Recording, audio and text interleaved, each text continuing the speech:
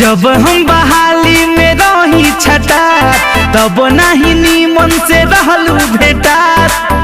जाए दो तब के बात बा। ए हो जब हम बहाली में रही छटा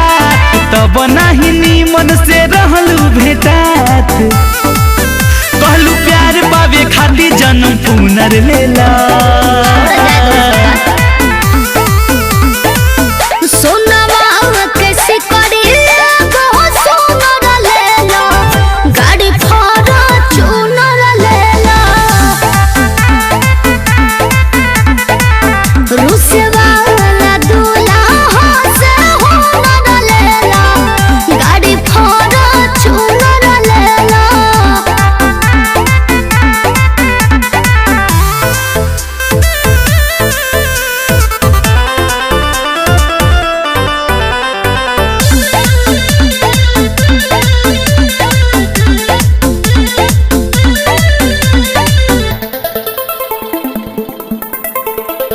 प्यार रहे पैसा लेकी हमारा से गोरी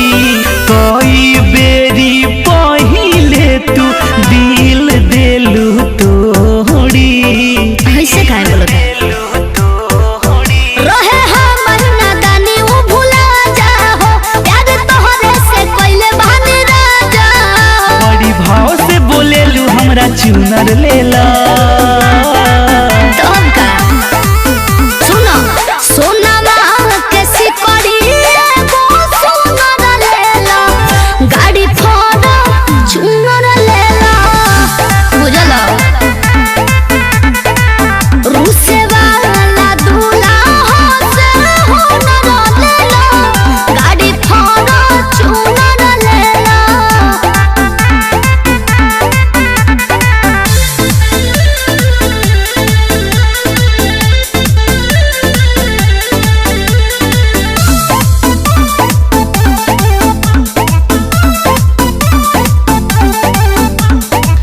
साफा साफा लौकता